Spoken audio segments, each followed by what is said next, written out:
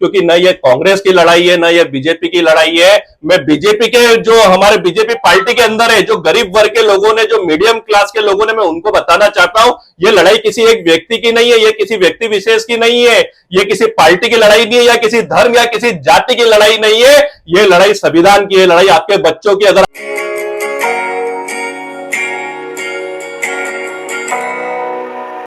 आज देश के अंदर जय भीम करके नीले झंडे लेके बाबा साहब का नाम लेकर सब राजनीति कर रहे पूरे देश में, पर जब जरूरत पड़ती है तो कहां गए जय भीम में मिलने वाले सांसद, कहां गई मायावती, कहां गए केजरीवाल, और कहां छुप गया चंद्रशेखर रावण।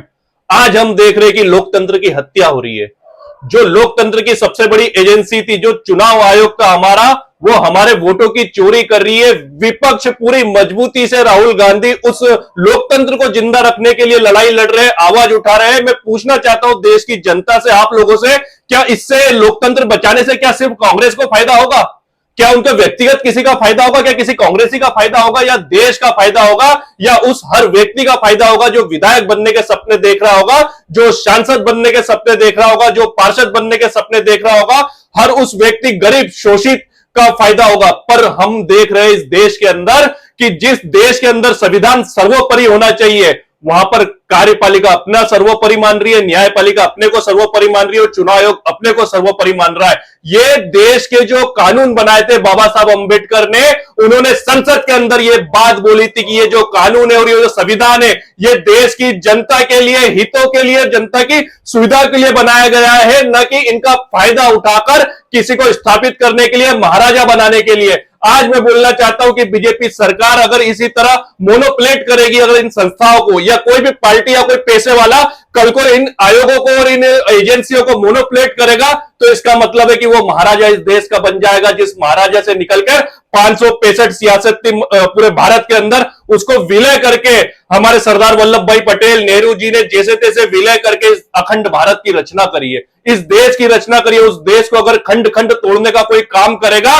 तो ये संविधान के ऊपर अपने आप को समझने वाली वो एजेंसियां करेगी, इनका घमंड करेगा। आज हम लोगों को समझना होगा और एक साथ आना होगा। इतने सारे सबूत देने के बाद भी हम देखते हैं कि चुनाव आयोग मध्य प्रदेश, महाराष्ट्र और कई प्रदेशों का सर्वर डाउन के नाम पर सारी वो बंद कर देता है, चुनाव आयोग की वेबसाइटें बंद कर देता है। मैं पूछना चाहता हूं, चुनाव आयोग डिजिटल डाटा बना इसलिए गया था कि देना है किसी को जिसको जरूरत हो, भले वो कैंडिडेट हो या आम नागरिक। आम नागरिक अगर अपना वोट देता है तो उसका संविधान के अनुरूप अधिकार है कि वो पूछ सकता है और पूरी वोटर लिस्ट ले सकता है। चुनाव आयोग के अधीन में आम आदमी नहीं, आम आदमी के अधीन में और आम आदमी की सुविधा के लिए चुनाव आयोग काम करेगा, क्योंकि चुनाव आयोग को जो भी सैलरी और ये सब मिल रही है ना, ये आम आदमी के उससे मिल रही है, टैक्स से मिल रही है। आम आदमी का हक बनता है और आम आदमी का, चुनाव आयोग का फर्ज बनता है कि उसको बताना। अगर राहुल गांधी देश के अपोजिशन लीडर है, बड़े पद पर है, प्रधानमंत्री के समकक्ष पद पर अपोजिशन लीडर को माना जाता है, अगर वो बात को रख रहे और वो मांग कर रहे, तो ये हमारे चुनाव आयोग और दूसरी न्यायपालिका को बीच में आकर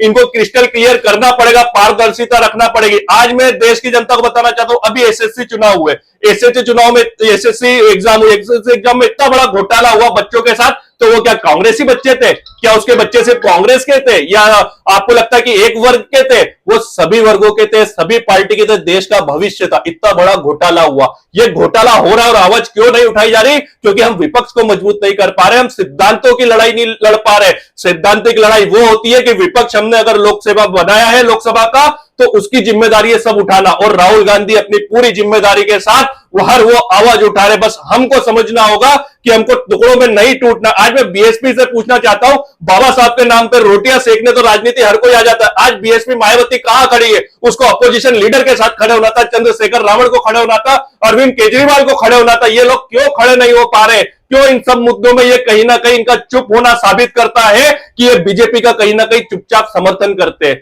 तो आप और हमको समझना होगा और इस सैद्धांतिक लड़ाई को समझना होगा कि इस देश में हमारा विपक्ष कितना महत्वपूर्ण है, और विपक्ष नहीं होगा तो न्यायपालिका, कार्यपालिका, सारी एजेंसियां, अगर ये सब मोनोप्लेट हो जाएगी तो इस देश में तानाशाही आने से कोई नहीं रोक पाएगा। और बाबा साहब अंबेडकर की मैं बात को फिर से कोट कर रहा हूं कि इस देश के अंदर ना न्यायपालिका बड़ी है, ना कार्यपालिका बड़ी है, ना कोई संसद बड़ा है, ना सुप्रीम कोर्ट बड़ा है। इस देश में सबसे बड़ा अगर कोई है तो वो संविधान है, क्योंकि इन लोगों की जिम्मेदारी बनती है कि संविधान को लागू करवाना, संविधान को अच्छे से लागू करना। अगर इस देश के अंदर किसी भी पद पर बैठे, सर्वोच्च पदों पर बैठे लोगों को गलतफहमी अगर हो रही है तो हम लोग उनको गलतफहमी दूर कर देते हैं कि संविधान से ऊपर ना कोई पद है, ना कोई कुर्सी है, ना कोई व्यक्ति विशेष है। हमें संविधान को समझना होगा और संविधान के अनुरूप इस देश को चलाना होगा। हमको अब समझना होगा कि राहुल गांधी क्या चाह रहे हैं और ये लड़ाई क्यों हो रही है। आज विपक्ष का नेता क्यों आके सामने आके ये सब घोटाले पेश कर रहा है और इन सब चीजों की जरूरत इसलिए पड़ रही है क्योंकि न ये कांग्रेस की लड़ाई है, न ये बीजेपी की लड़ाई है। मैं बीजेपी के जो हमारे बीजेपी पार्टी के अंदर है, जो गरीब वर्ग के लोगों ने, जो मीडियम क्लास के लोगों ने, मैं उनको बताना चाहता हूं ये लड़ाई किसी एक व्यक्ति की नहीं है, ये किसी व्यक्ति विशेष की नहीं है, ये किसी पार्टी की लड़ाई नहीं है, या किसी धर्म या किसी जाति की लड़ाई नहीं है। ये लड़ाई संविधान की है, लड़ाई आपके बच्चों की। अगर आप भी आपके बच्चों को विधायक, सांसद और इस देश में लीडरशिप बनाने की अगर इच्छा रखते हैं या मनोकामना रखते हैं, उसने मेहनत करी है, तो ये लड़ाई उसकी है। क्योंकि आज अगर इस लड़ाई में नहीं कूदेंगे तो याद रखना आने वाली पीढ़ियां माफ नहीं करेगी, क्योंकि ये बेईमानी हो रही है आने वाले भविष्य के साथ। जिनको बनना है वो तो बनकर बैठे हुए। अब जो लड़ाई हो रही है कि मोनोप्लेट हो रही है, उनके लिए हो रही है कि नए को मौका ही नहीं मिलेगा। अगर बने हुए लोगों ने सारी दूर फर्जी वोटर कर रखे, फर्जी चीजों पे कब्जा कर रखा है, एजेंसियों को मोनोप्लेट कर रखा है, तो ये समझो कि आपको मौका देगा कौन। ये हारेंगे नहीं, ये हटेंगे नहीं, तो ये एक तरह से सत्ताधीश हो जाएंगे और आपके बच्चों का भविष्य खराब हो जाएगा, आपका भविष्य खराब हो जाएगा। मैं इस देश की सभी पार्टी, सभी वर्ग, सभी जाति, सभी धर्म के लोगों से अपील करता हूं कि ये लड़ाई लोकतंत्र की है, ये लड़ाई संविधान की है और इसको बचाने के लिए उतनी ही जिम्मेदारी राहुल गांधी की अपोजिशन लीडर होने के नाते जितनी एक आम आदमी की, जितनी एक मजदूर क्लास, जितनी एक आदिवासी वर्ग की है। और हमसे अगर आप सहमत हो तो हमारे वीडियो को लाइक करें, शेयर करें, कमेंट्स करें। धन्यवाद।